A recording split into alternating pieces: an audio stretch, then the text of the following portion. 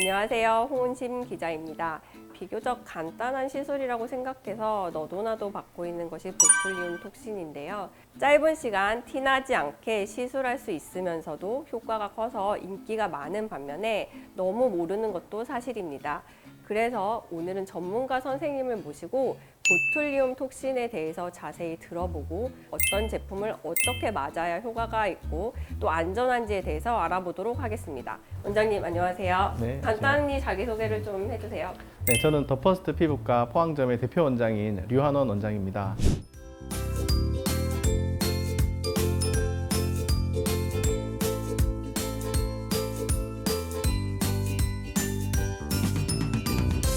요즘 피부과 성형외과에서 가장 대중적인 시술이 보툴리움 톡신이라고 생각하는데요. 실제로도 오랫동안 사랑받고 있는 시술이기도 합니다. 톡신 시술을 받으면 어떤 효과를 볼 수가 있을까요? 우리가 에스테틱 목적으로 이제 톡신을 사용할 때는 크게 두 가지 목적을 이제 생각하고 치료를 하는데요. 원하지 않는 근육의 움직임을 줄여줌으로써 예쁘지 않은 주름을 줄여주는 그런 이제 시술이 첫 번째가 되겠고, 일정 시간 동안 근육을 사용하지 않으면 그 근육의 부피가 줄어들게 됩니다. 부피가 줄어드는 효과를 이용해서 척보톡스라든지 혹은 이제 종아리 보톡스, 승모근 보톡스 이런 식으로 다양하게 사용을 하고 있습니다. 톡신이 꾸준히 사랑을 받는 이유는 뭘까요? 보툴리눔 톡신 자체는 일종의 축복 같은 것이다 이렇게 이야기를 하는데요. 이유는 이제 적은 비용과 적은 노력으로도 굉장히 좋은 효과를 낼 수가 있고, 항상 일정한 수준의 효과를 내줄 수 있으면서도 또 다른 종류의 이제 에스테틱 시술과는 다르게 일정 시간이 지나면 자연스럽게 흡수되기 때문에 굉장히 안전하게 일정한 효과를 낼 수 있는 그런 좋은 시술이다 이렇게 말씀드릴 수 있을 것 같습니다. 옆에서 보니까 원장님 턱선도 되게 예쁘신데 맞으셨나요? 저도 주기적으로 한 번씩 맡고 있습니다. 톡신 시술을 가장 많이 받는 부위는 어떤 부위인가요? 이제 톡신 시술이라고 하면 이마, 미간, 그리고 눈가 이렇게 세 종류가 많이 맞는 부위라고 생각하시면 될 것 같고, 두 번째로 많이 맞는 부위는 턱 보톡스가 되겠습니다. 최근에 이제 설문조사를 통해서 한번 보면 한 60% 정도에서 이마, 미간, 눈가 주름 보툴리움 톡신의 시술 경험이 있다. 그 다음에 40% 정도가 나는 턱에 보툴리움 톡신 시술을 받아봤다. 이제 대중적이고 환자들이 굉장히 캐주얼하게 접근할 수 있는 그런 시술이다. 팔자주름에는 안 맞나요? 우리 웃을 때 사용하는 이런 표정을 짓는 근육이라든지 이런 식의 근육들이 굉장히 의해서 영향을 받는 경우가 많습니다. 이 부위를 굉장히 공격적으로 시술을 하게 되면 물론 일부 정도의 호전이 있을 수 있겠지만 팔자주름에다가 집중적으로 보툴리눔 톡신을 쉽게 말 시술을 하게 되면 표정이 뻣뻣해져서 웃을 수가 없다든지 약간 이상한 식의 미소가 나온다든지 그런 식의 부작용이 있을 수 있기 때문에 주로 흔히 시술하는 부위는 좀 아니다 이렇게 말씀드릴 수 있을 것 같아요. 그냥 무조건 맞아서 좋은 게 아니라 부위랑 이런 것도 좀 잘 봐야 되겠네요. 이런 톡신 시술은 부위가 달라지면 좀 방법도 달라질 것 같아요. 시술 방법도 어떤가요? 어떤 역할을 기대하고 시술하는가에 따라서 시술하는 깊이, 톡신의 용량 이런 것들이 서로 달라지게 됩니다. 특히 이마하고 미간 같은 경우는 서로 작용하는 이제 근육들은 다르지만 서로 이렇게 교차되는 지점도 있고 사람에 따라서 분포 범위가 굉장히 차이가 많이 나기 때문에 밸런스가 맞지 않으면 한쪽이 먼저 올라간다든지 눈이 무겁다든지 그런 식의 부작용이 있을 수 있습니다. 의료진과의 충분한 상담과 어떤 전략을 세우고 그런 식의 시술이 필요하다. 사실 이게 굉장히 대중적인 시술이 되다 보니까 많은 분들이 맞고 또 그로 인해서 생긴 부작용이 내성 문제예요. 톡신의 내성은 어떤가요? 톡신에 대한 내성은 생각보다 나름 좀 심각한 문제라고 생각합니다. 톡신에 대한 내성은 한번 생기게 되면 그 다음에는 아무리 많은 용량을 아무리 다른 제품을 사용을 하더라도 그 보툴리눔 톡신에 대한 효과는 앞으로 더 이상 없다라고 생각을 하시면 되고, 에스테틱의 목적뿐만 아니라 사경이라든지 안면 비대칭이라든지 그런 식의 어떤 치료적인 목적으로도 톡신을 사용하는 경우가 꽤 있는데, 나중에 치료적인 목적을 위해서 사용을 할 때도 그 효과를 앞으로 평생 누릴 수 없다라고 한다면은 생기게 되면 굉장히 심각한 문제다 이렇게 생각을 하고요. 그렇기 때문에 이제 적절한 제품을 이제 잘 찾아서 선택해서 사용을 하는 것이 중요하겠습니다. 예. 적절한 제품이라고 했는데 어떤 제품을 그러면 요걸 설명을 드리려면은 톡신의 구조, 톡신의 내용에 대해서 좀 설명을 드려야 되는데, 우리 안에 이제 효과를 내는 뉴로톡신이라는 것이 있고, 환자에게 전달하기 위해서 주변에 포장지 같은 것들이 있습니다. 그 포장지를 복합 단백질이라고 하는데, 이게 우리가 일반적으로 내성이라고 하면 이 복합 단백질에 대한 내성을 의미합니다. 복합 단백질을 제거한 흔히 순수 톡신이라고 얘기하는데요.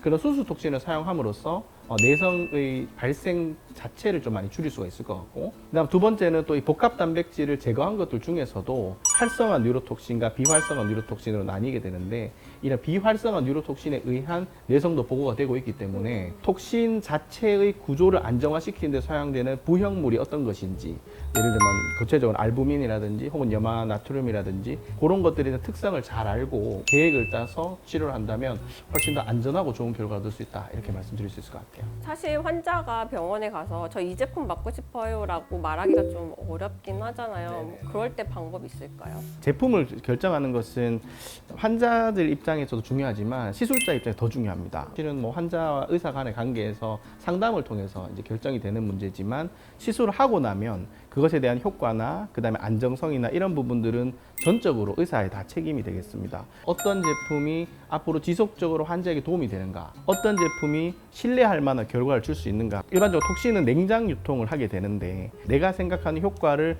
굉장히 안정적으로 낼 수 있는 그런 제품을 선택하는 것도 나름 중요한 부분입니다. 환자가 내성을 줄일 수 있는 내지는 내성을 예방할 수 있는 방법들이 있을까요? 복합 단백질을 가지고 있느냐, 아니면 두 번째는 톡신, 뉴로톡신의 구조물을 무엇을 이용해서 안정화시켰느냐, 두 가지 이슈에 의해서 내성 발생의 가능성이 있다 없다를 말씀드릴 수 있을 것이고, 제품의 퀄리티에 따라서 좀 결정이 된다. 환자들한테 웃으면서 말씀드리는 게, 톡신은 저랑 맞으시면 저랑 오래 보시게 될 겁니다, 이렇게 말씀을 드리는데, 효과적인 결과를 항상 가지고 가시려면 어떤 제품을 사용해야 된다는 것에 대한 플랜은 사실 의사가 좀 더 고민을 해야 되는 부분이죠. 그러면 환자가 좀 안전하게 맞을 수 있는 기간이라든지 뭐 이런 게 있을 것 같아요. 보툴리눔 톡신은 기본적으로 이제 약이기 때문에 아세트아미노펜, 우리 흔히 타이레놀이라고 하는 그런 약은 8시간이 지나면 다음에 약을 복용하게 되죠. 그런 것처럼 이 작용 기간이 어느 정도 정해져 있는데, 개인의 근육의 힘에 따라서 조금의 차이는 있겠지만 일반적으로 근육 내 보톡스, 미간, 눈가, 이마 이런 같은 경우는 한 4에서 6개월 정도에 한 번씩, 피부에 조금 더 얕은 층에서 이제 흩뿌려 주듯이 하는 시술들, 더모톡신이라든지 이런 경우는 조금 더 짧게 한 2에서 3개월에 한 번 정도. 그 순수 톡신이 꼭 필요한 환자들이 따로 있을까요? 보톡스의 시술을 꺼리는 환자분들의 가장 큰 이유가 얼굴이 뻣뻣해질까 봐. 제가 TV를 보니까 어떤 연예인은 너무 뻣뻣하던데요, 이렇게 이야기하시는 분들이 많으세요. 근육 내 톡신 시술을 하면 근육의 움직임 한 80% 정도를 마비가 되기 때문에 그 부위는 약간 뻣뻣한 느낌이 들 수 있습니다. 피부층에다가 이제 조금 더 희석된 상태로 주입을 하게 되면 이제 위에 있는, 쉽게 말해서 나쁜 못된 주름은 조금 덜 움직이고, 안에 이제 필수적인 움직임은 그대로 밑에 움직일 수 있도록 그렇게 이제 시술을 하게 되는 경우를 우리가 더모톡신이라고 이야기를 하는데요. 장점은 덜 어색하고, 또 뿐만 아니라 얼굴에 있는 표정을 이제 만들어주는 그런 근육이 있는 부위까지도 다소 공격적으로 조금 시술을 할 수가 있습니다. 그 경우에는 모공이 개선되고, 아래층으로 이렇게 당기고 있는 턱선을 조금 이렇게 밸런스를 맞춰줌으로 인해서 얼굴에 있는 선이 정리되고, 이런 식의 장점까지는 굉장히 좋은 시술인데요. 다 좋은 것만 있을 수는 없기 때문에 좀 더 시술 간격이 짧아진다는 면이 있습니다. 그리고 시술 놓는 포인트들이 훨씬 더 많아지게 되는데요. 근데 내성의 가능성이라는 것 자체가 포인트가 많아지고 시술 간격이 짧아질수록 당연히 그 가능성이 올라가는 것이기 때문에, 특히 더모톡신 같이 흔히 스킨보톡스라고도 이야기합니다. 이런 종류의 시술을 할 때는 반드시 어떻게 보면 순수 톡신을 사용하는 것이 환자 입장에서도 또 앞으로 계속 만나게 될 의사 입장에서도 훨씬 더 도움이 된다. 그러면 이제 마지막으로 좀 결론을 좀 내주시면 가장 중요하게 얘기해주고 싶으신 게 있을 것 같아요. 의료 소비자 입장에서는 대한 코스메틱 학회에서 발표한 톡신 소비자 권리 장전이라는 게 있습니다.